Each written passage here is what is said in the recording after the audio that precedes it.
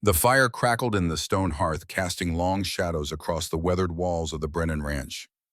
October wind rattled the windows, carrying with it the promise of an early Montana winter. Jacob Brennan sat in his chair, the leather worn smooth by decades of use, his gnarled hands resting on knees that had climbed mountains and knelt in prayer and carried the weight of unimaginable grief. 78 years had etched themselves into his face. White hair, once dark as a raven's wing, fell past his collar. The scars that covered the left side of his face had faded over time from angry red to pale white, but they remained. Always they remained. Souvenirs from a night that had stolen everything and somehow impossibly given him a reason to rebuild. Across from him sat his grandson, Samuel Brennan II, 19 years old, and wearing the wool uniform of the United States Army. Tomorrow morning, the boy would board a train heading east. Within weeks, he would be on a ship crossing the Atlantic. The Great War consumed young men like kindling in a furnace, and this boy, this bright-eyed child who bore the name of Jake's firstborn son, would soon be fed to those flames. The old Springfield rifle hung on the wall above the mantel, its wood dark with age and handling. Jake had taken it down earlier, run his fingers along the barrel, felt the familiar weight of it. The weapon had saved his life more times than he could count. Tomorrow he would give it to Samuel. Tonight he would give him something more valuable. "You're scared," Jake said. His voice carried the gravel of advanced years, but beneath it ran a current of something else. Understanding. Compassion. The hard-won wisdom of a man who had stared into the abyss and somehow found his way back. Samuel nodded. The boy had his father's eyes steady and honest. "I'd be a fool not to be Grandpa." "Your father was about your age when he came to live with us," Jake said. "Did I ever tell you how Grandma Maggie and I came to be married?" "You met at St. Agnes Mission, didn't you?" Jake shook his head slowly. A smile touched his scarred lips, painful and beautiful at once. "Not exactly, boy. The story's a bit more complicated than that. More complicated and a damn sight stranger." He leaned back in his chair, eyes drifting to the portrait on the wall. Maggie painted in her 60th year, her silver hair pulled back, her face showing every one of her years and wearing them like badges of honor. She had been gone 2 years now, and still he felt her absence like a missing limb. "Let me tell you about the nun who wasn't afraid of monsters," Jake said. "Let me tell you about the woman who taught me that choosing to live is sometimes the bravest thing a man can do." The fire popped, the wind howled, and Jacob Brennan began to speak, his voice carrying his grandson back across 3 decades to a time when he was a different man in a different world, standing on the edge of a precipice and waiting to fall. The candle flame flickered in the mountain wind that found every crack in the cabin's walls. Sister Margaret Collins stood in the doorway of the master bedroom, her heart beating against her ribs like a trapped bird. Behind her down the dark hallway, she could almost hear the whispers. 7 women had stood where she stood now. 7 women had entered this room. 7 women had fled before a week was through, their screams echoing through the mountain passes as they ran. They called him a monster. They said his face would give children nightmares. They spoke of rage that shook the cabin walls, of broken furniture and inhuman sounds in the night. They took their $500 and disappeared, spreading tales that grew more terrible with each telling. But Margaret Collins had learned something in her 52 years on this earth. She had learned that monsters came in many forms, and the ones that wore human faces were rarely the ones bearing scars. She stepped into the room. The door closed behind her with a sound like a coffin lid, final and irreversible. The heavy oak seemed to seal her fate, and perhaps it did, though not in the way the gossips imagined. Jacob Brennan sat in the massive chair beside the fireplace. The flames painted grotesque shadows across his face, highlighting the ruin of scar tissue that covered his left side. Burned, she knew, from a fire 12 years past that had taken everything he loved. The scars ran from his temple down his neck, disappearing beneath his collar. His left eye was milky white, sightless, but his right eye, dark as Montana earth, fixed upon her with an intensity that might have sent a younger woman running. Margaret raised her chin. She had not come this far to flee at the first sight of damaged flesh. "You may leave now," he said. His voice was low, a rumble like distant thunder. "The others always do." Margaret moved deeper into the room. Her substantial frame, generous from years of convent food and middle age, cast a solid shadow in the firelight. She set down the small carpet bag that held everything she owned in this world. I am not the others, she replied. Her voice remained steady despite the trembling in her hands. I am not afraid of you, Jacob Brennan. Something flickered in his good eye. Surprise, perhaps, or disbelief. He had expected her to run as they all did, expected her to flee into the night with tales of his monstrous appearance and cruel disposition. The script was well worn. He knew his lines. She was supposed to know hers. But Margaret remained, her feet planted on the wooden floor as if roots had grown through her shoes, an immovable force of nature wrapped in a plain wool dress and weathered determination. The wind howled outside the manor. Diamond-pane windows rattled in their frames. Shadows danced across Persian carpets that had seen better days across furniture, that spoke of wealth gone to seed across the portrait above the mantel of a beautiful woman with golden hair and two small children whose eyes would never see another sunrise. This was how it always began, Jacob thought grimly. Another desperate widow drawn by the whispered promise of security and his vast wealth. They came seeking salvation from their dire circumstances only to discover that salvation came with a price they were unwilling to pay. But before we see how this night ends, before we witness the breaking of a man who thought himself beyond breaking, we must go back. Back 3 months to the beginning of Margaret Collins's desperate journey. Back to the moment when the life she had known for 28 years crumbled like ancient stone. The morning had dawned gray and bitter when Sister Margaret received the news. She stood in the small office of St. Agnes Mission, Helena, Montana, the late summer heat already building despite the early hour. Mother Superior Marie sat behind her desk, hands folded, eyes filled with a sorrow that transcended words. The diocese has made their decision, Mother Superior said. St. Agnes will close in 30 days. The words seemed to come from very far away, filtered through cotton, through water, through the sudden roaring in Margaret's ears. 30 days. 4 weeks to find somewhere else to go. 4 weeks before the only home she had known for nearly 3 decades ceased to exist. The younger sisters will be transferred, Mother Superior continued. Her voice remained steady, practiced in delivering hard news with gentle compassion. Sister Claire, Sister Anne, Sister Mary, and Sister Beth will go to the mission in Denver. The children will be distributed among the orphanages there. Margaret nodded slowly. The 16 children currently in their care faces she knew as well as her own reflection. Gone, scattered like seeds on the wind. And me, Margaret asked, though she already knew the answer. She could read it in Mother Superior's eyes, in the way the older woman's hands trembled slightly, despite their folded position. Margaret, you have served faithfully for 28 years. You have been a blessing to this mission and to every child who has passed through these doors. Mother Superior paused. Her next words came with visible effort. But you are 52 years old. The other missions require sisters who can travel, who can work the longer hours. They need women who have skills beyond what we practice here. They need younger women, Margaret said flatly. Mother Superior did not deny it. The diocese is unable to provide any pension. I have written letters on your behalf, but at your age with no family and no training outside convent work, I fear your prospects are limited. Limited, such a gentle word for the yawning void that had just opened beneath Margaret's feet. 52 years old, widowed once before taking vows, her husband Thomas dead, 29 years now from the consumption that ravaged his lungs after years in the coal mines. No children, no siblings, no family of any kind. She had given her entire adult life to the church, and now the church had no place for her. She walked through the mission in a daze. The chapel where she had prayed every morning for 28 years. The kitchen where she had prepared countless meals. The dormitory where she had comforted crying children, where she had held small hands through nightmares and sickness and the ordinary terrors of childhood. The garden she had tended, coaxing vegetables from Montana soil that fought against cultivation. All of it would be gone.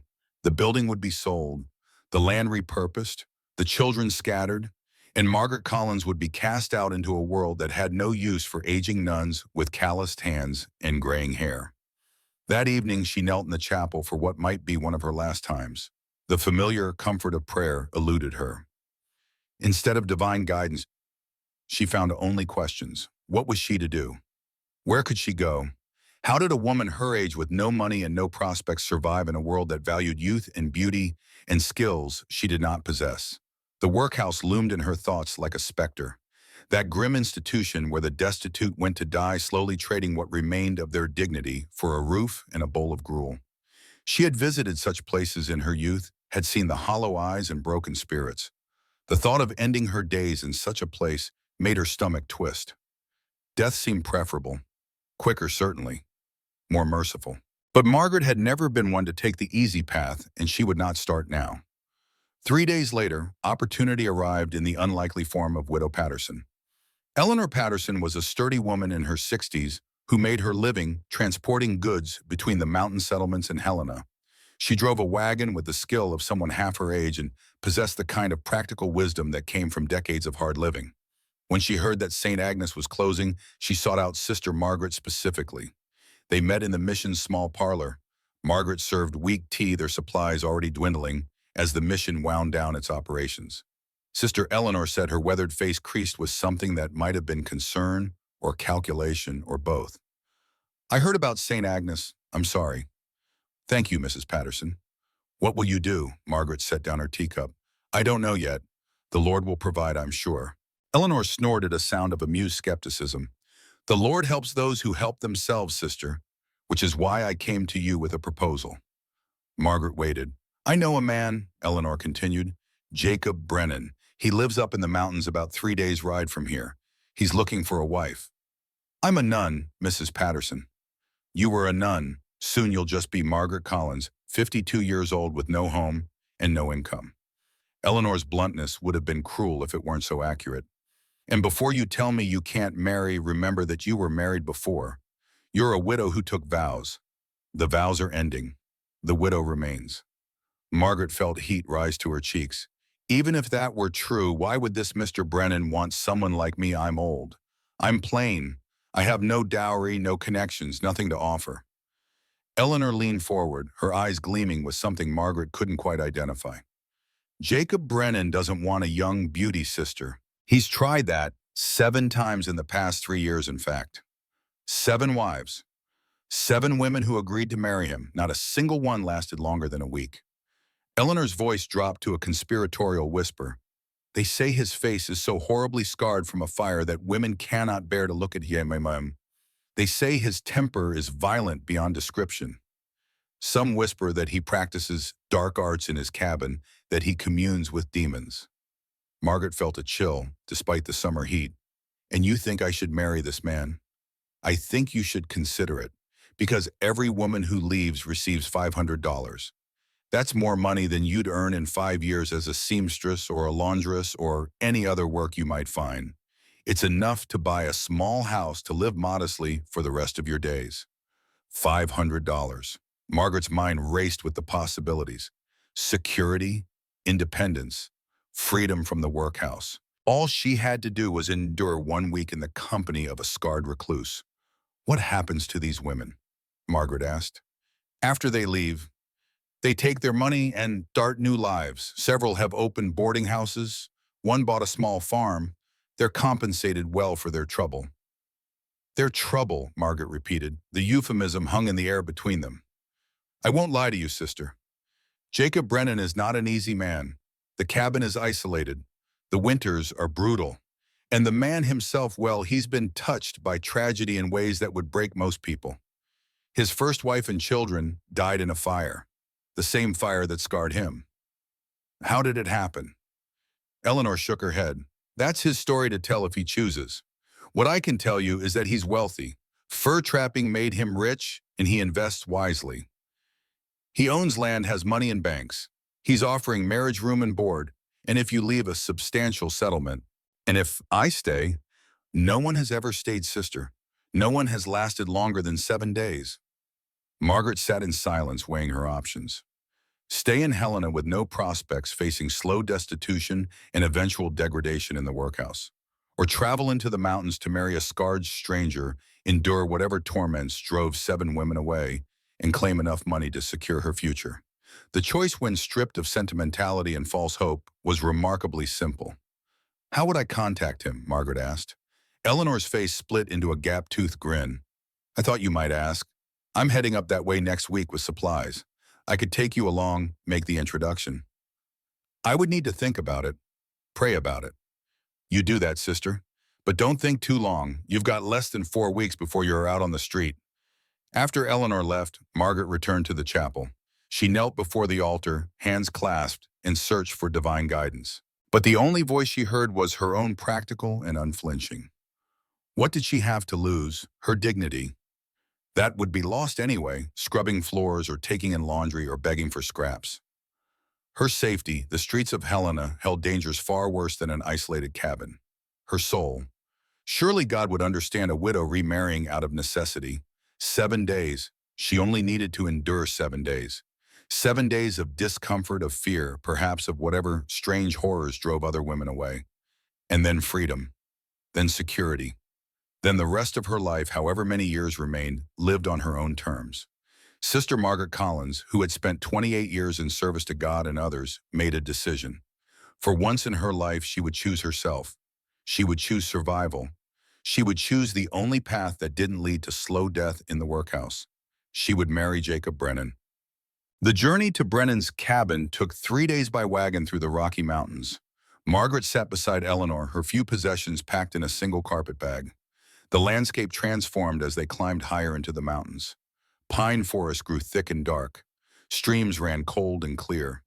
The air itself seemed different up here, thinner and cleaner, carrying scents of earth and stone and things that had never known human touch. On the second day, they stopped to water the horses at a stream.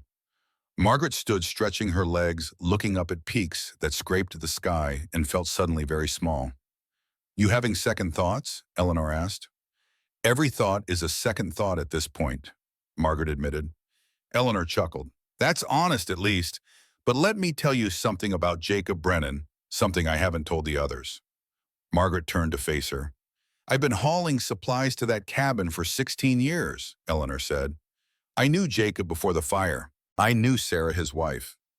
I knew those sweet babies. And I've watched him survive these past 12 years when most men would have eaten a bullet.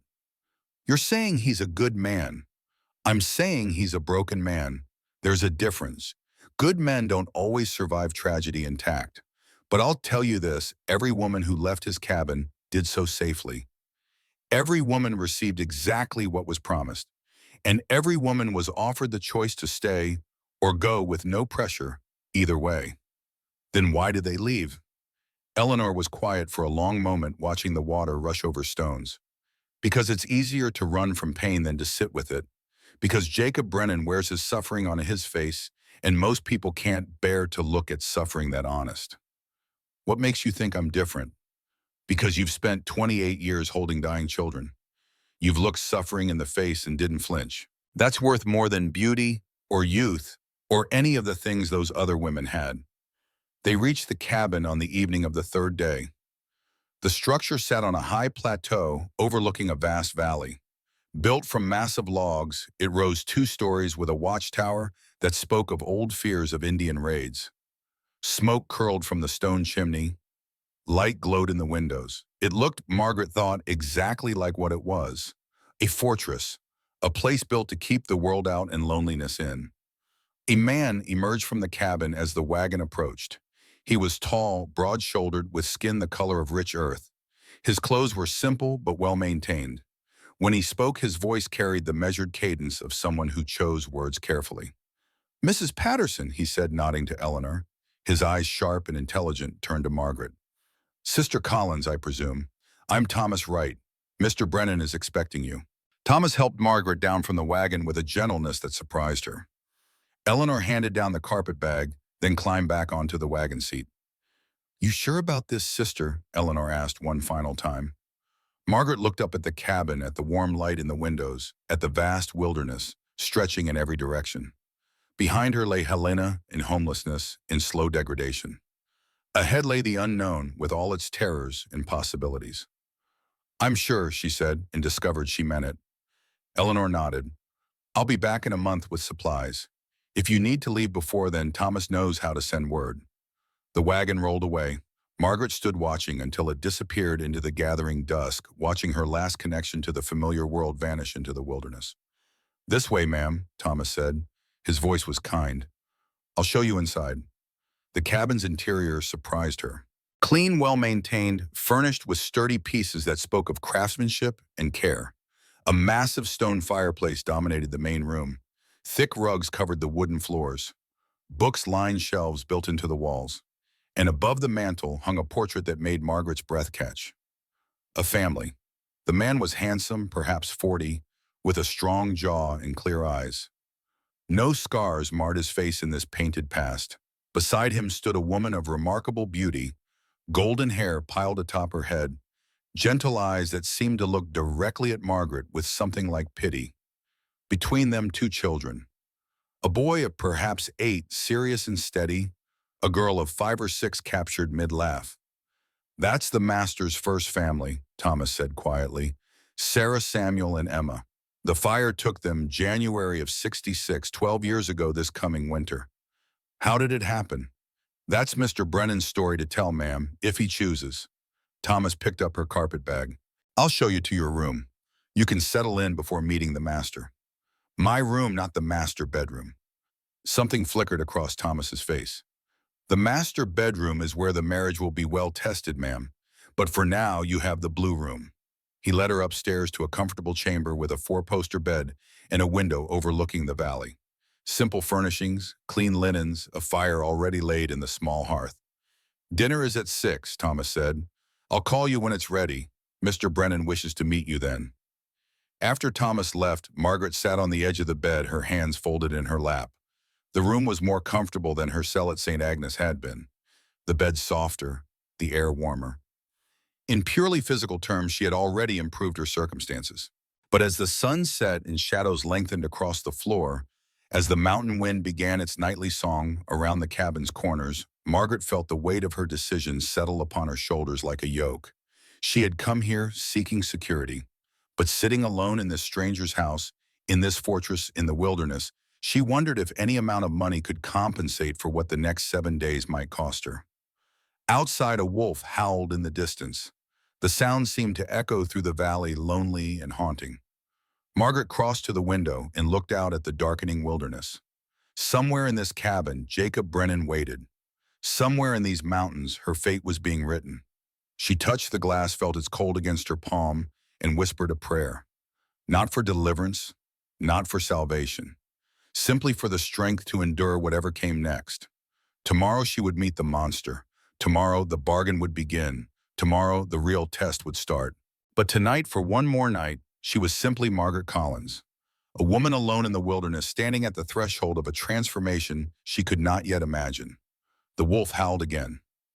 Margaret closed the curtains and began to prepare for dinner and for the meeting that would change everything. The first night in Jacob Brennan's cabin, Margaret did not sleep. She lay in the blue room's comfortable bed, listening to the unfamiliar sounds of a house settling around her, and wondered what dawn would bring. Below her room, she could hear occasional footsteps, Thomas moving through the house, banking fires, securing doors. And somewhere in some other part of this fortress, Jacob Brennan lay awake with his ghosts. At dawn, she rose and dressed in the plain gray dress that had been her uniform outside the convent. Her hair more gray than brown now, she pulled back in a simple knot. No veil, no habit. Just Margaret Collins' widow and former nun, about to meet the man she had agreed to marry. The kitchen surprised her. Large and well-equipped, it spoke of a household that had once been full of life. Copper pots hung from hooks. A massive iron stove radiated heat. Through the window, she could see the sun rising over the mountains, painting the sky in shades of gold and rose. Thomas appeared in the doorway. If he was surprised to find her already awake and examining the kitchen, his face did not show it. "Good morning, sister. Did you sleep well?" "Well enough, thank you. And please, just Margaret, or Mrs. Collins if you prefer. I'm not a sister anymore." Something that might have been approval flickered across Thomas's face. "Margaret, then. Mr. Brennan takes breakfast at 6, oatmeal bacon, coffee black. He's not particular about preparation, but he appreciates consistency. I can manage that. I've been cooking for groups for 28 years. The master will meet you in the dining room at 6. Until then, the kitchen is yours." Thomas left her to it. Margaret set about preparing breakfast with the efficiency of long practice. The rhythms of cooking centered her, gave her hands something to do while her mind raced ahead to the coming meeting. She had seen the portrait. She knew what Jacob Brennan had looked like before the fire. But 12 years of scars and grief could transform any man into something unrecognizable. At precisely 6 o'clock, she carried a tray into the dining room. The long table could have seated 12. Only one place was set at the head. Jacob Brennan sat there, his back to the window, his face cast in shadow. Margaret set the tray down. Her hands remained steady. "Mr. Brennan," she said, "your breakfast." "You may sit," he replied without looking up. "We should discuss the terms." Margaret took a seat at the opposite end of the table. The distance between them seemed vast, a canyon of polished wood and unspoken expectations. He ate in silence for several minutes. Margaret used the time to study him. Even seated, he was clearly a large man, broad shoulders, strong hands scarred from work and weather. His right profile, the unmarred side, showed traces of the handsome man from the portrait. Strong jaw, straight nose, dark hair threaded with silver. But when he turned slightly and the light caught his left side, Margaret saw what had driven 7 women away. The scars were extensive, burns that had melted and reformed flesh, leaving it twisted and discolored. His left eye, sightless and milky, stared at nothing. The damage extended down his neck and disappeared beneath his collar. It was objectively difficult to look at, not because it was grotesque, though it was, but because it spoke of pain beyond imagining, of a man who had walked through fire and somehow survived. "I understand, Mrs. Bowden." Patterson explained the arrangement, Jacob said. His voice remained flat, emotionless. "You will serve as my wife in name. You will manage the household, take your meals with me, and sleep in the master bedroom. If you choose to leave, you will receive $500, no questions asked. And if I stay—" He looked at her, then fully letting her see the ruin of his face in clear light, testing her, waiting for the recoil, the gasp, the involuntary flinch that always came. Margaret met his gaze steadily. She had held children dying of smallpox, their bodies covered in pustules. She had cleaned wounds infected with gangrene flesh, rotting from the bone. She had seen suffering in all its forms. Scars did not frighten her. "No one stays," Jacob said finally. "The question is irrelevant. Nevertheless, I would like to know." Something flickered in his good eye, irritation perhaps, or curiosity. "If you stayed, you would be my wife in truth. You would share my life such as it is. You would have security for as long as you lived. That seems a fair arrangement." He leaned back in his chair, studying her with the intensity of a man examining something unexpected and possibly dangerous. "You are different from the others." "How so?" "You're older, plainer. You don't flinch when you look at me, and you don't pretend not to see the scars." Margaret allowed herself a small smile. "I'm 52 years old, Mr. Brennan. I've spent 28 years cleaning chamber pots, nursing dying children, and managing households with no resources. Pretense is a luxury I've never been able to afford. The others came seeking romance, security wrapped in the dream of love. Is that what you want?" "I want a roof over my head and food in my belly," Margaret said bluntly. "I want to not die in a workhouse. I came here because Mrs. Patterson offered me an option that didn't end in destitution. If you're asking whether I expect love or passion, the answer is no. I'm a practical woman, Mr. Brennan. I understand what this is." He stood abruptly, the chair scraping against the floor. Margaret fought the urge to flinch at the sudden movement. "The wedding will take place tomorrow in Bannocktown," he said. "Thomas will take you there in the morning. The ceremony will be brief. After, you will move to the master bedroom. That's when most women realize what they've agreed to." "And what have they agreed to?" Jacob moved to the window, his broad back blocking the morning light. "They've agreed to share a room with a monster, Mrs. Collins. They've agreed to listen to nightmares that wake the dead. They've agreed to watch a man rage against ghosts and destroy everything in reach." He turned back to face her. "Tell me, how long do you think you'll last? 3 to 5. The record is 7. Margaret rose from her chair. She approached him slowly, closing the distance between them until she stood close enough to see the fine lines around his good eye, the gray threading through his hair, the tightness in his jaw that spoke of pain constantly endured. "I think, Mr. Brennan, that you're trying very hard to frighten me. I think you've been frightening women for 3 years now, driving them away before they can see past your scars to whatever you're hiding underneath. I think you believe you deserve to be alone, and you've built an entire performance to ensure it. His face hardened. Anger flashed in his eye, hot and sudden. You know nothing about what I deserve. Perhaps not, Margaret agreed, but I know desperation when I see it because I'm drowning in it myself. So here's what I propose, Mr. Brennan. Let's both stop pretending. You need a housekeeper and someone to maintain the fiction that you're trying to move forward. I need security and a place to live. We can give each other those things without all this theater. For a long moment, he simply stared at her. The anger faded, replaced by something Margaret couldn't quite identify. Confusion, perhaps, or the faint stirring of respect. You are nothing like the others, he said quietly. Thank you, Margaret replied. Now, if you'll excuse me, I have dishes to wash and a household to familiarize myself with. We can continue this conversation tonight if you wish, or we can simply proceed with the arrangement as planned. Either way, Mr. Brennan, I'm not running. She walked past him back toward the kitchen, her heart hammering, but her steps steady. Behind her, she heard him exhale slowly, a sound like a man who had been holding his breath for a very long time. The wedding took place the next day in Bannocktown, a rough settlement that served the scattered mountain communities. The justice of the peace, Coleman Clark, was a thin man with nervous hands who kept glancing at Jacob's scars and then quickly away. His wife served as witness, along with Thomas and old Pete Hutchinson, who had driven them down in his wagon. The ceremony was perfunctory, vows spoken without sentiment. Rings exchanged simple gold bands that Jacob produced from his pocket. When Coleman pronounced them married, Jacob did not kiss his new bride. He simply nodded curtly and walked out of the courthouse, leaving Margaret standing alone with the witnesses. Outside, the townspeople watched from doorways and windows, their whispers carried on the wind. Poor woman, she'll be back in 3 days. Older than the others, but just as doomed. The monster claims another victim. Margaret held her head high as Thomas helped her into the wagon. She had endured worse than small-town gossip. She had survived poverty and widowhood and the casual cruelty of a world that had no use for women past their prime. She would survive this too. On the ride back to the cabin, Thomas broke his usual silence. May I offer some advice, Mrs. Brennan, please? The master suffers nightmares every night, sometimes multiple times. He dreams of the fire of his family. When he wakes, he's not always well present. He may not recognize where he is or who's with him. Has he ever hurt anyone during these episodes? Never. The master would rather die than harm another person. But the nightmares frighten people. The screaming, the thrashing. Most women can't bear it. Margaret nodded slowly. Thank you for the warning, Thomas. May I ask you something? Of course, ma'am.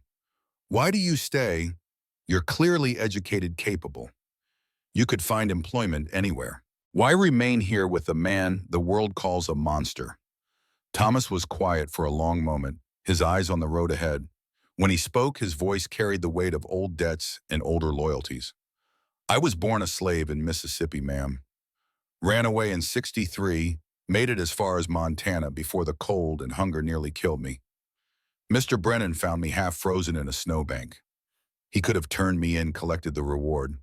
Instead, he brought me to his cabin, fed me, taught me how to survive in these mountains. When the war ended and I was truly free, he offered me employment with fair wages and respect. He gave me my life, Mrs. Brennan. I won't abandon him just because tragedy changed his face. The cabin appeared in the distance, solid and imposing against the mountain backdrop. Margaret looked at it with new eyes. A fortress, yes, but also a sanctuary for the broken and the lost. He's lucky to have you, Thomas. I'm lucky to have him, ma'am. And if you'll forgive me saying so, I think the master might be lucky to have you, too. You're the first woman who's looked at him and seen a man instead of a monster. That evening, Margaret moved her few possessions to the master bedroom. The room was larger than the blue room, dominated by a massive four-poster bed. A fireplace took up most of one wall. Heavy curtains blocked much of the light, leaving the room in perpetual twilight. Above the bed hung another portrait of Sarah, forever young, forever beautiful, forever watching. Margaret stood looking at the painted face. I'm not here to replace you, she said quietly to the image. I'm just trying to survive. I hope you understand. The portrait offered no answer, but Margaret felt oddly comforted by the one-sided conversation. She unpacked her carpet bag, hanging her few dresses in the wardrobe that still held some of Sarah's clothes untouched after 12 years. The scent of lavender still clung to the fabric, a ghost of perfume from another life. At 9 o'clock, she heard footsteps in the hall. The door opened and Jacob entered. He had changed into a simple white shirt open at the collar, revealing more of the scar tissue that covered his chest. In the firelight, he looked like some gothic novel come to life, half beautiful and half terrible. They stood on opposite sides of the room, two strangers bound by legal contract and mutual desperation. "You're still here," he observed, his voice neutral. "Where else would I be?" The others usually find excuses by now. Headaches, fatigue, anything to delay entering this room. Margaret moved to the bed and began turning down the covers. "I'm not the others, Mr. Brennan. We've established this." He watched her for a moment, then moved to the fireplace, staring into the flames. "You should not have come here, Margaret. This place will destroy you, just as it has destroyed everyone else who tried to make a life within these walls." "Why?" she asked, turning to face him. "What is it about this place that drives women away?" Jacob was silent for a long moment. When he spoke, his voice was rough with suppressed emotion. "Because I am cursed. Cursed to live alone in this mausoleum surrounded by the ghosts of everyone I have ever loved. The fire that took my family did not just scar my flesh. It burned away everything human in me. I am no longer a man, Margaret. I am a monster." Margaret studied his face, seeing past the scars to the pain beneath. "You are not a monster, Jacob. You are a man who has suffered a terrible loss." He laughed bitterly. "Tell that to my previous wives.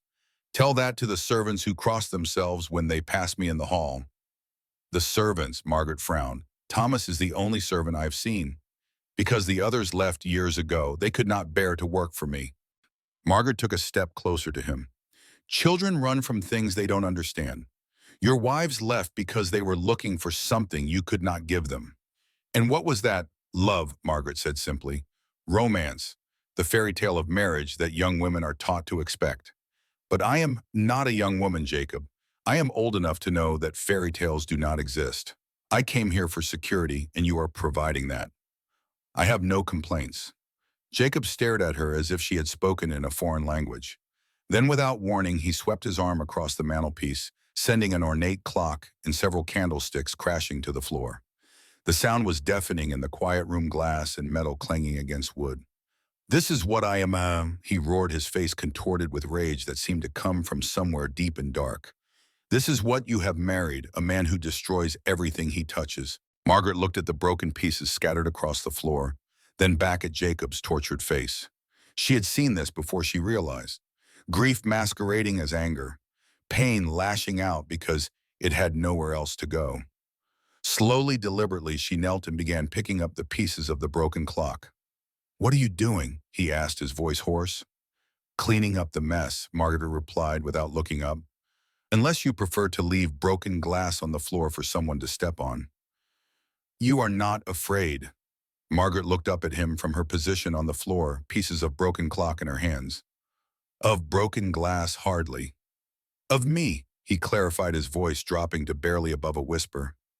Margaret set the pieces aside and stood brushing off her skirt. "Should I be, Jacob? Have you ever harmed any of your previous wives?" His eye widened in shock. "Of course not. I would never hurt a woman." "Then you are not dangerous," Margaret said simply. "You are grieving." She moved closer to him, close enough to see the tremor in his hands, the tight set of his jaw, the way his breath came short and fast. Close enough to reach out and place her hand on his arm. He flinched at the contact but did not pull away. "You want them to leave, don't you?" Margaret said softly. "The rage, the nightmares, the broken furniture. It's all theater. You are driving them away because you don't believe you deserve companionship. You are punishing yourself." Jacob's face crumpled. The truth spoken aloud after 3 years of carefully maintained deception seemed to break something inside him. He sank to his knees on the floor, surrounded by broken glass and the ruins of his performance. "They died because of me," he whispered. "Sarah and Samuel and Emma. They burned to death while I lived. I should have saved them. I should have died with them." Margaret knelt beside him, heedless of the glass, and took his scarred face in her hands. "Tell me what happened, Jacob. Tell me about the fire." And there, kneeling on the floor of the master bedroom, Jacob Brennan began to speak. The words came haltingly at first, then faster like a dam, breaking under pressure, too long contained. It was January '66. I had been out checking trap lines for 3 days. A bad winter, and I needed to bring in more furs before the passes closed. Sarah understood. She always understood. His voice caught on her name. When I came back, I could smell the smoke from a mile away. By the time I reached the cabin, the whole structure was burning. The heat, the flames, they were everywhere. Margaret said nothing, just held his face and listened. I found Sarah in the hallway. She must have been trying to reach the children when the smoke overcame her. I carried her outside, but she was already gone. Then I went back for Samuel and Emma. I could hear them screaming for me. Papa, Papa. Their voices so scared, so young. Tears streamed down his scarred face. Margaret's own eyes filled, but the stairs had collapsed. Burning timbers blocked the way. I tried to climb over to reach them, but a beam fell, caught me across the face, knocked me down. The last thing I heard before I lost consciousness was my children calling for me. The last thing I heard was them dying while I lay there, unable to save them. His body shook with sobs. Margaret pulled him against her shoulder, holding his scarred head as he wept. For 12 years he had carried this weight alone. For 12 years he had punished himself for a tragedy no one could have prevented. You did everything you could, Margaret whispered. You went back into a burning building for your children. You risked your life to save them. That is not failure, Jacob. That is love. But they died. I lived and they died. And their last moments, terrifying as they were, they knew their father was trying to reach them. They knew you loved them enough to walk through fire. That matters, Jacob. That means something. They stayed there for a long time, kneeling on the floor, surrounded by broken glass and broken hearts. Outside, the mountain wind sang its lonely song. Inside, something shifted. Not healed, not yet, but cracked open just enough to let in the possibility of healing. When Jacob's tears finally subsided, he pulled back to look at Margaret. His face was raw, vulnerable, stripped of all pretense. "Why are you not running?" he asked. Margaret smiled, sad and gentle. "Because I have nowhere else to go, remember.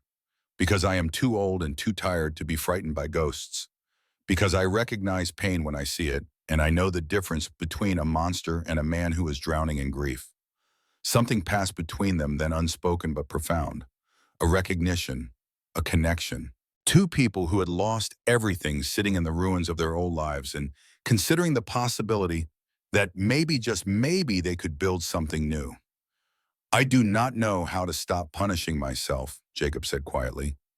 "The guilt has been my companion for so long. I do not remember who I am without it." "Then we will learn together," Margaret replied.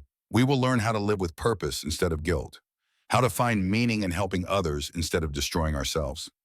Jacob reached up and took her hand, the one that still rested against his scarred cheek. "Why would you do that? Why would you stay and help me when you could take your settlement and leave like all the others?" Margaret thought about her answer carefully. "Because I came here seeking only survival, Jacob. But in the short time I have been here, I have seen glimpses of something more. A purpose larger than myself. A chance to make a real difference instead of just existing. You have wealth and resources. I have organizational skills and determination. Together we could do more than just survive. We could actually live." A ghost of a smile touched his ruined lips. "Those are not very romantic reasons." Margaret laughed, surprising them both. "I told you I was not a romantic, Jacob Brennan. I am a practical woman who recognizes opportunity when she sees it." They helped each other to their feet. Jacob looked at the broken glass scattered across the floor, evidence of his attempted performance. "I will clean this up," he said. "We will clean it up," Margaret corrected. "Together." And so they did, working side by side to gather the pieces to sweep away the glass, to restore order to the chaos. It was, Margaret thought, an apt metaphor for what they were attempting, taking broken pieces and trying to make something whole again. That night they slept in the same bed for the first time. Not as lovers, though Margaret suspected that might come in time, but as companions who had chosen to face their demons together rather than alone. The nightmares came as Thomas had warned. Around 2 in the morning, Jacob began to thrash and cry out. Names burst from his lips. Sarah, Samuel, Emma, Mama's coming babies, Papa's here. Margaret did not panic. She had sat vigil through countless, fevered nightmares in the orphanage. She knew how to anchor someone lost in terror. Jacob, she said firmly, placing her hand on his shoulder. Jacob, you are safe. You are in your cabin. The children are at peace. Wow. His eyes snapped open, unfocused and wild. For a moment he did not know her. Then recognition slowly returned. Margaret, I'm here. You had a nightmare. He sat up, breathing hard, covered in sweat, despite the cool mountain air. I heard them. I heard them calling for me. I know, but they are at rest now, Jacob. They are not in pain anymore. He turned to look at her, this practical woman who had appeared in his life like an answer to a prayer he had been too proud to speak. You are still here. Where else would I be? This is my home now, too. Something in his expression softened. He lay back down, and after a moment's hesitation, Margaret moved closer. She rested her hand on his chest over his heart, feeling it gradually slow from its panicked racing. Sleep, she said softly. I will keep watch. And Jacob Brennan, who had not known peace in 12 years, closed his eye and let himself rest. Margaret lay awake long after his breathing had steadied into sleep. Through the window, she could see stars scattered across the sky like diamonds on black velvet. The mountains rose dark against the horizon, ancient and enduring. She had come to this place expecting only to survive. But lying here in the darkness, listening to Jacob's steady breathing, feeling the warmth of another human being beside her, for the first time in decades, Margaret allowed herself to wonder if she might have found something more. Not love, not yet, but the possibility of it. The seed of something that with care and patience might grow into something neither of them had expected to find again. Outside, an owl called. The mountain wind whispered secrets in a language older than words. And inside the cabin, two broken people slept, their hands almost touching across the space that separated them. Almost, but not quite. Not yet. The days that followed Margaret's first night in the master bedroom brought a transformation so gradual that neither of them noticed it happening until they looked back and saw how far they had come. Jacob still woke screaming most nights, but Margaret was always there, her voice steady and calm, bringing him back from the flames that haunted his sleep. The broken furniture ceased. The theatrical rage disappeared. What remained was simply a man trying to learn how to live again. Margaret established routines that gave structure to their days. Breakfast at 6, prepared with the efficiency of her convent years. Jake would leave to check his trap lines, returning before dark. Evenings they spent by the fire, at first in silence, then gradually in conversation. He told her about the mountains, about tracking and survival. She told him about the children she had raised, the lives she had touched in 28 years of service. On the 5th day, while organizing papers in Jacob's study, Margaret made a discovery that changed everything. She found receipts tucked into a ledger, dozens of them dating back 3 years. $200 to widow Henderson, whose husband had been killed by a grizzly bear. $150 to the Johnson family after their crops failed. $300 to Dr. Teo Miller for medical bills the poor could not pay. The amounts added up to thousands of dollars, of fortune quietly distributed to the struggling people of Bannocktown. That evening she confronted him. You have been helping people, she said, spreading the receipts across the dining table. All this time, while playing the monster, you have been supporting half the families in the valley. Jacob looked at the evidence of his secret charity with something like embarrassment. Money cannot undo what I failed to do. It cannot bring Sarah and the children back. No, Margaret agreed, but it honors their memory. This is what Sarah would have wanted, is it not, for you to use your wealth to help others? For the first time since she had known him, Jacob smiled. A real smile, small and painful but genuine. Sarah always said the measure of a man was not in what he possessed, but in what he did with what he had been given. Margaret felt something shift in her chest. This broken man, hiding behind scars and manufactured rage, had been quietly living according to his dead wife's values all along. He was not a monster. He had never been a monster. He was simply a good man who had forgotten how to forgive himself. She would be proud of you, Margaret said softly. I hope so, Jacob replied. I truly hope so. That night, lying in the darkness after Jacob had fallen asleep, Margaret allowed herself to acknowledge the truth she had been avoiding. She cared for this man, Somewhere between the broken glass and the nightmares, between the quiet conversations and the shared silences, she had begun to care deeply. It was not the passionate love of youth, but something steadier. Something built on respect and understanding and the recognition of two souls who had found each other in the wilderness. The realization should have frightened her. Instead, it filled her with a strange peace. 2 weeks into their marriage, the outside world intruded on their fragile sanctuary. Pete Hutchinson arrived at the cabin on a cold morning, his face drawn with worry. Margaret was in the kitchen when she heard his wagon. Through the window, she saw him speaking urgently to Jacob near the barn. Both men's faces were grim. They came inside together, Pete removing his hat and turning it nervously in his hands. "Mrs. Brennan," he said, "I have bad news." Margaret set down the bread she had been kneading. "What's happened?" "There's been trouble in Bannock. Women have gone missing. 3 widows and 2 nuns had all disappeared in the past 2 weeks. Margaret felt her blood run cold. Nuns from which mission? St. Agnes and Helena. They were being transferred to Denver when their wagon was attacked. The room seemed to tilt. Sister Claire, Sister Anne, Sister Mary, the young women she had lived with for years who should have been safe in Denver by now. "Dear God," she whispered. Jacob's face had hardened into something Margaret had not seen before. Not rage, but cold determination. "Tell me everything, Pete." "There's a man named Cyrus Blackwell, owns the Bannock Mining Company. Word is he's been running a trafficking operation. Kidnapping women, taking them to California to sell to brothels.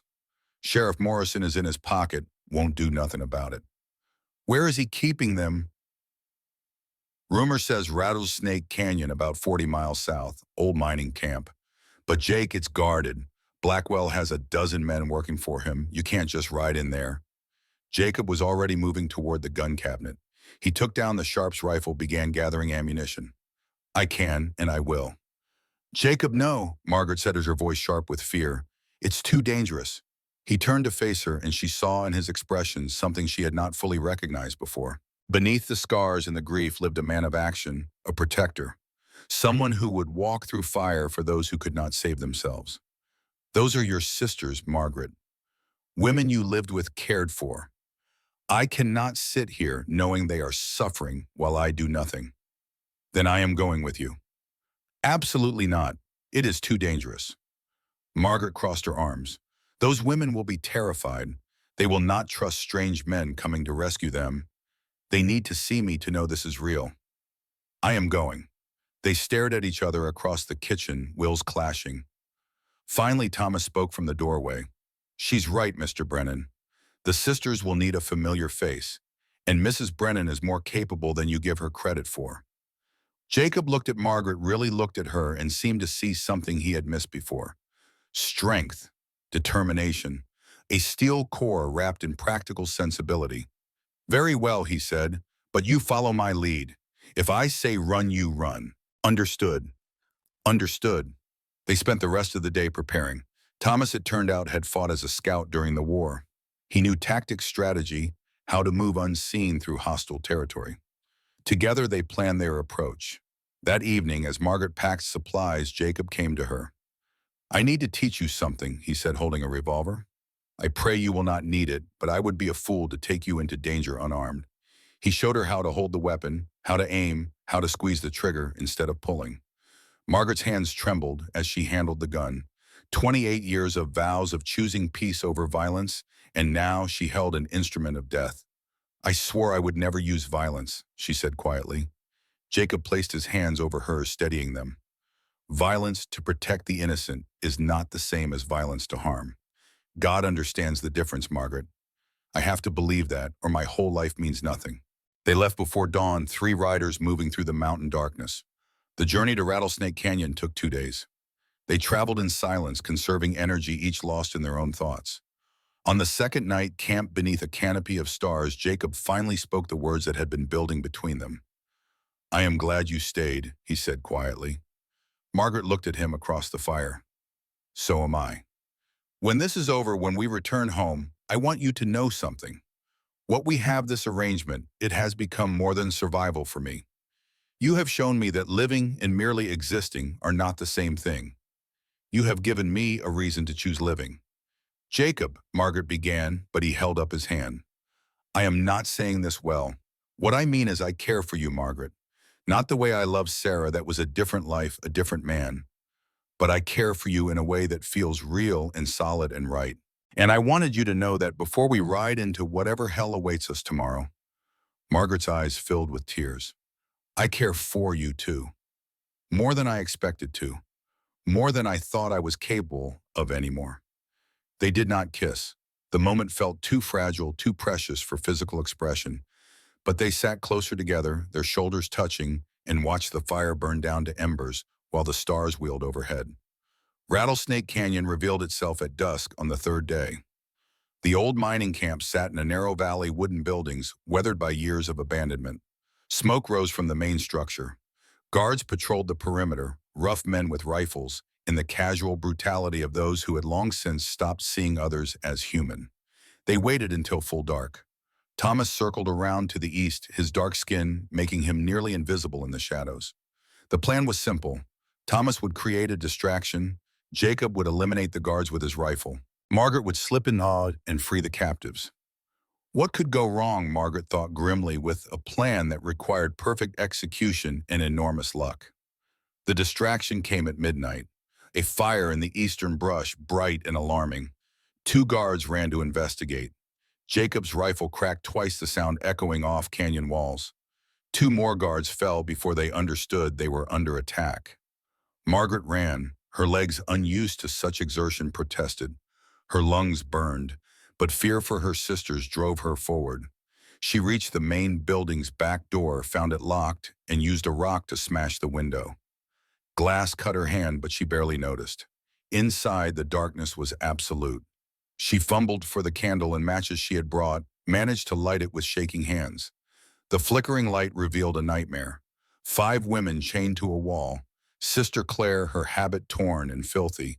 Sister Anne, blood on her face from a split lip. Sister Mary, Sister Beth. And a young woman Margaret did not know, barely more than a girl, her eyes vacant with trauma. Sister Margaret, Claire's voice was hoarse with disbelief. How are you here? Explanations later. We need to move. Margaret worked at the chains with a pry bar she had brought. The metal was old, rusty.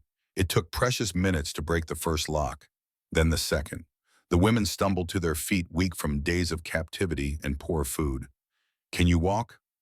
We will crawl if we must, Anne said. Just get us out of here. They were halfway across the room when the door burst open. A man stood silhouetted against the night, backlit by torches. He was well dressed for a mining camp, his suit expensive, despite the dust. His face was handsome in a cruel way, sharp features and cold eyes that assessed the situation with the calculation of a predator. Well, he said, this is unexpected. A rescue mission. How quaint.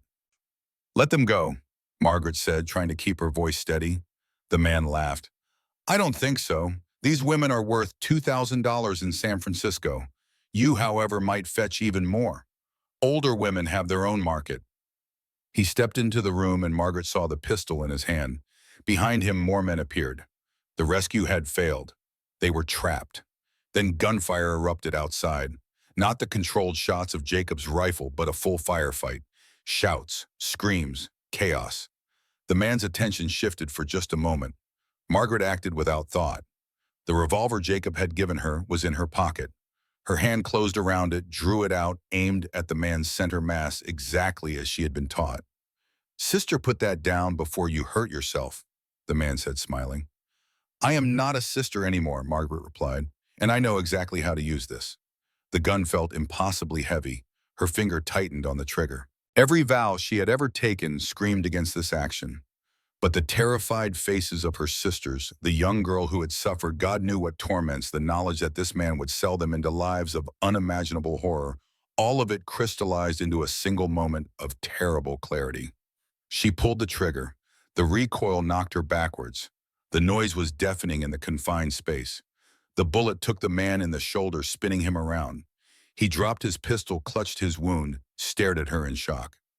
You shot me, he said, as if unable to believe a middle-aged woman in a plain dress had just put a bullet in him. You're lucky I was aiming to wound, Margaret said, though in truth her hands were shaking so badly She wasn't sure what she had been aiming for. Thomas burst through the door, his own rifle smoking. "Mrs. Brennan, we need to leave now." They ran, Margaret and Thomas half carrying the weakened women, stumbling through the darkness. Behind them, the camp erupted into further chaos. More gunfire, men shouting, and then Jacob was there, his scarred face looking like an avenging angel in the torchlight, laying down covering fire as they fled into the night. They rode hard, putting miles between themselves and Rattlesnake Canyon before finally stopping to rest. The rescued women huddled together, Sister Claire weeping with relief, the others too shocked to speak. Jacob found Margaret sitting alone, staring at her hands. They were shaking uncontrollably. "I shot a man," she said. "I broke my vows. I used violence." He sat beside her, took her trembling hands in his steady ones. "You saved 5 women from a fate worse than death. There is no sin in that, Margaret." "How do you know? How can you be sure?" "Because God gave us free will for a reason. Because sometimes choosing the lesser evil is the only choice we have. Because I have to believe that protecting the innocent matters more than abstract doctrine, or Sarah and the children died for nothing." Margaret leaned against him, drawing strength from his solid presence. "I don't feel brave. I feel terrified." "Good," Jacob said. "That means you understand the weight of what you did. Brave people who feel no fear are just fools with weapons. Brave people who act despite their fear, those are the ones who change the world." They made it back to Bannocktown 3 days later, their rescued cargo safe if traumatized. But their ordeal was far from over. The man Margaret had shot was Cyrus Blackwell, owner of the Bannock Mining Company, and one of the most powerful men in the territory. And he wanted revenge. Pete Hutchinson met them at the edge of town, his face grim. "Jacob, there is trouble. Blackwell has sworn out a warrant for your arrest. Says you attacked his property, stole his employees." "His employees," Margaret said coldly. "He means the women he kidnapped to sell into slavery. I know that you know that, but Sheriff Morrison is Blackwell's man. He will enforce the warrant." As if summoned by his name, Sheriff Morrison appeared with 3 deputies. He was a squat man with a politician's smile and a coward's eyes. "Jacob Brennan," he said, "you're under arrest for assault, theft, and destruction to property." "Those women were kidnapped," Jacob said. "Blackwell is running a trafficking operation." "That's a serious accusation. You got proof?" Margaret stepped forward. "I am proof. I saw the chains. I saw the conditions. These women were being held prisoner." Morrison's smile never wavered. "That's your word against Mr. Blackwell's. And you're an accomplice to assault. I could arrest you too." Before the situation could escalate, a new voice cut through the tension. "I don't think so, Sheriff." A tall man in a marshal's uniform rode into the square. His badge gleamed silver in the morning sun. His face was weathered but honest, the kind of face that had seen corruption and learned to hate it. "Marshal Daniel Hayes, Territorial Authority out of Helena. I've been investigating Blackwell's operation for 3 months. These folks just did my job for me." Morrison's face went pale. "Marshal, I was just about to bring Blackwell in for questioning myself." "Were you now funny since I have evidence you've been on his payroll for 2 years?" Hayes gestured to his deputies. "Sheriff Tyler Morrison, you're under arrest for corruption accessory to kidnapping and conspiracy." The next hours passed in a blur. More marshals arrived. Blackwell himself was brought in, his shoulder bandaged, his face twisted with rage. The 5 rescued women gave statements. Margaret found herself telling the story over and over, each recitation making it feel more real and more impossible. That evening, Marshal Hayes sat with Jacob and Margaret in the cabin. "You folks did a brave thing," he said. "But you need to understand what you're up against. Blackwell has money connections. This is going to trial and he will fight with everything he has." "Let him fight," Jacob said. "We have the truth." Hayes nodded slowly. "Truth helps, but truth needs to be presented right. You'll need witnesses' evidence, a case that even a sympathetic judge can't ignore." He paused. "There's something else. We found documents in Blackwell's office. Your land shows up in them, Brendan. Seems he's been planning to take it from you." "My land, why?" "Water rights. Your property controls Rattlesnake Creek, the only reliable water source for 50 square miles of farmland. Blackwell wanted to monopolize it, charge farmers whatever he wanted. He couldn't buy you out, so he planned to frame you, get you hanged or imprisoned, then claim the land was abandoned." Margaret felt cold realization wash over her. St. Agnes. the mission closing. You said the diocese cut funding. Did Blackwell have anything to do with that? Hayes pulled out a ledger. According to this, he bribed 3 diocese officials to defund the mission. He knew you had connections there, knew it might draw you out where he could use you against Brennan. The enormity of the conspiracy took Margaret's breath away. Blackwell had destroyed her home, shattered her sisters, all as part of an elaborate trap for Jacob. The cruelty was staggering. When is the trial? Jacob asked. 6 weeks, in Helena. Biggest trial the territory has ever seen. You'll both need to testify. After Hayes left, Jacob and Margaret sat in silence, processing everything they had learned. I am sorry, Jacob said finally. You lost your home because of me. No, Margaret said firmly. I lost my home because of Cyrus Blackwell's greed. Just as you lost your family to an accident, not to any failure of yours. We cannot control what evil men do, Jacob. We can only control how we respond. And how do we respond to this? Margaret thought for a moment. We fight. We testify. We expose Blackwell for what he is. And then we build something better. Build what? An idea had been forming in Margaret's mind, growing stronger with each passing day. An orphanage, here on your land, a place for children who have nowhere else to go. We could call it the Sarah, Samuel, and Emma Brennan Home for Children. Jacob's eye widened. For a long moment, he could not speak. When words finally came, they were thick with emotion. You would do that, honor my family that way. They deserve to be remembered for more than tragedy. This orphanage could help dozens, maybe hundreds of children over the years. What better memorial could there be? Jacob took her hands. I do not deserve you, Margaret Brennan. Perhaps not, she said with a small smile. But you're stuck with me regardless. The trial began on a cold November morning in Helena. The courthouse was packed, every seat filled with spectators who had come to witness what the newspapers were calling the trial of the century. Cyrus Blackwell sat at the defense table flanked by 3 expensive lawyers from Denver. Jacob and Margaret sat with the prosecution, led by Territorial Attorney General William Foster. The proceedings lasted 8 days. Margaret testified about the kidnapping, about the conditions she found the women in, about shooting Blackwell. Sister Claire testified, her voice breaking, as she described the assault on their wagon, the death of their driver, the horror of captivity. One by one, the rescued women told their stories. On the 4th day, a surprise witness appeared. Clara Johnson, the first woman who had married Jacob and left after 3 days, entered the courtroom. Margaret had assumed she was long gone, but here she was, older and harder, but alive. Miss Johnson, the prosecutor said, please tell the court about your interaction with Cyrus Blackwell. Clara's voice was steady. He came to me 6 months ago, offered me $200 to sign an affidavit saying Jacob Brennan's cabin was uninhabitable, that he was violent and unstable. I refused. Then his man Frank Cooper threatened me, said if I didn't sign, I would disappear like others who crossed Blackwell. She produced an envelope. This is the $200 he left as an advance. I never spent it. And this is a letter from Frank Cooper with the written threat. The courtroom erupted. The judge called for order. But the most damning testimony came on the 6th day when Frank Cooper, himself granted immunity in exchange for cooperation, took the stand.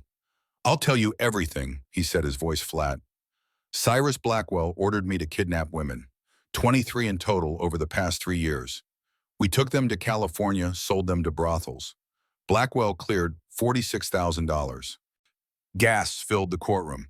The numbers were staggering. Did you ever kill anyone on Blackwell's orders? Cooper nodded. 3 people, 2 witnesses who wouldn't take bribes. And I was ordered to kill Clara Johnson, but she went into hiding before I could. Every eye turned to Blackwell. His face had gone ashen. His lawyers whispered frantically among themselves. On the 7th day, Jacob testified. He spoke simply and honestly about the rescue, about his reasons for acting, about the documents they had found proving Blackwell's conspiracy. When the defense lawyer tried to impeach his character by bringing up the 7 previous wives, Ruth Anderson stood up in the gallery. May I speak, Your Honor? The judge, intrigued, allowed it. Ruth took the stand without being sworn. My name is Ruth Anderson. I was Mr. Brennan's 7th wife. I stayed 7 days longer than any before Mrs. Brennan. The cabin was well maintained. Mr. Brennan never hurt me, never threatened me. I left because I was falling in love with him, and he was still grieving his first family. I left to protect my heart, not my life." She looked directly at Blackwell. "That man is the monster in this courtroom, not Jacob Brennan." The jury deliberated for 2 hours. When they returned, the foreman stood. "In the matter of territory of Montana versus Cyrus Blackwell and associates, we find the defendants guilty on all counts." The courtroom exploded in applause. Blackwell slumped in his chair. His carefully constructed empire had crumbled in 8 days. The judge sentenced Blackwell to life in prison. Frank Cooper received 15 years.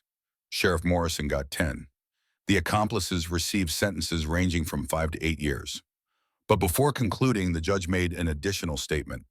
"This case represents both the worst and the best of human nature. Cyrus Blackwell's greed led him to commit unspeakable acts. But Jacob Brennan, Thomas Wright, and Margaret Brennan risked everything to stop him. The court awards Mr. Brennan full title to his land and $25,000 in damages from Blackwell's estate." As they left the courthouse, the crowd parted before them. Strangers shook Jacob's hand, thanked Margaret, blessed them both. They had become heroes, though neither felt heroic. They had simply done what needed to be done. The years that followed brought transformation beyond anything Margaret had imagined on that desperate day when she agreed to marry a stranger. The Sarah Samuel and Emma Brennan Home for Children opened in the spring of 1880. Built on 10 acres of Jacob's land, it could house 30 orphans. Sister Claire became headmistress. By the end of the first year, 22 children called it home. Jacob donated the water rights to Rattlesnake Creek to a community cooperative. Farmers who had struggled for years suddenly had reliable irrigation. Crop yields tripled. The valley transformed from struggling homesteads to thriving agricultural land. Margaret discovered she had a gift for organization and leadership. She helped establish a women's cooperative teaching skills like weaving and sewing that allowed widows to support themselves.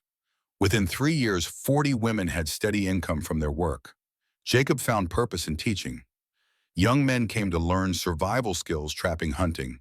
But more than technique, he taught them about honor, about protecting the vulnerable, about choosing to live with purpose instead of merely existing. In 1884, they adopted a boy, Samuel Wright Brennan, 8 years old son of Thomas's cousin, who had died in a mining accident. Jake taught him everything, pouring into this new Samuel all the love he had been unable to give his first son. The boy thrived, growing strong and capable and kind. And through it all, Margaret and Jacob's partnership deepened into something neither could have anticipated.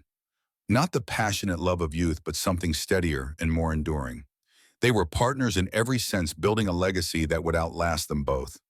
Margaret died in 1906 at the age of 80, surrounded by children and grandchildren and the hundreds of lives she had touched.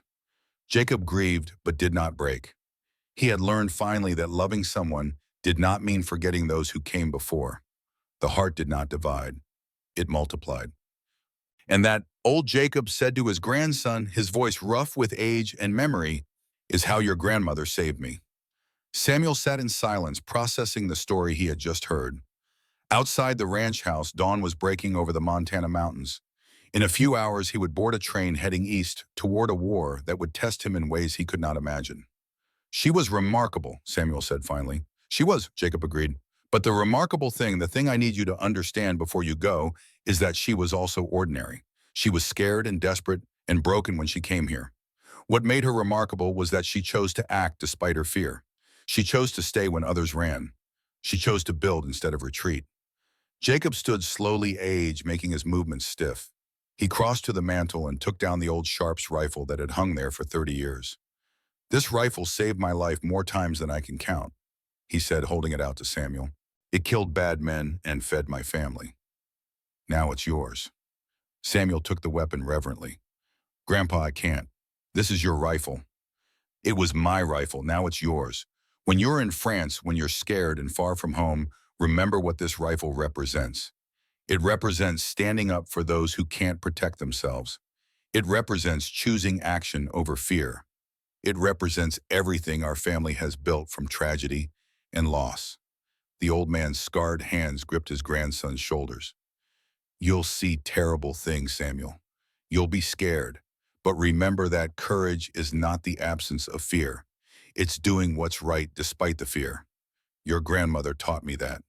Now I'm teaching you. What if I'm not strong enough? Jacob smiled, the scars on his face crinkling. You're a Brennan. Strength is in your blood. But more than that, you have a choice. You can survive and merely exist, or you can choose to really live, to find meaning in the chaos, to build something from the ruins. As the sun rose, fully painting the valley in shades of gold, Samuel stood with his grandfather on the porch. Below them spread the legacy of two people who had chosen each other in desperation and built an empire of compassion. The orphanage now housing its 40th generation of children, the farms green and prosperous, the school, the church, the medical clinic run by Samuel's father, all of it born from one woman's decision to stay and one man's choice to stop punishing himself and start living. I'll come back, Grandpa, Samuel promised. I know you will, boy. And when you do, you'll have your own story to tell, your own choices to make about what kind of man you want to be. Jacob's voice grew soft. Tell your grandmother hello for me when you say your prayers. Tell her I kept my promise. Tell her I lived. They stood together in the Montana morning, old man and young, bound by blood and story, and the understanding that sometimes the bravest thing you can do is simply choose to keep going. Samuel left that afternoon. He carried the Sharps rifle, his grandfather's blessing, and a story that would sustain him through the hell of the Western Front. And he would return in 1919 carrying that same rifle and ready to add his own chapter to the Brennan legacy. But that is another story for another time. This story ends where it began, with an old man beside a fire, remembering the woman who taught him that broken people can heal each other, that love comes in many forms, and that the most important choice we make is whether to live or merely survive. Jacob Brennan chose to live, and in doing so, he built a legacy that would endure for generations. The fire burned low, the mountain wind sang its eternal song. And somewhere, if you listen carefully, you might hear the echo of a woman's voice, practical and strong, reminding us all that courage is not the absence of fear, but the choice to act despite it. Margaret Brennan understood that truth. She lived it. And in living it, she saved not just one scarred mountain man, but countless lives that followed. Sometimes the person who saves us is not the one we expected. Sometimes salvation comes wrapped in plain wool and practical wisdom. Sometimes the greatest love stories are not about passion, but about two broken people choosing to build something beautiful from the ruins of their past.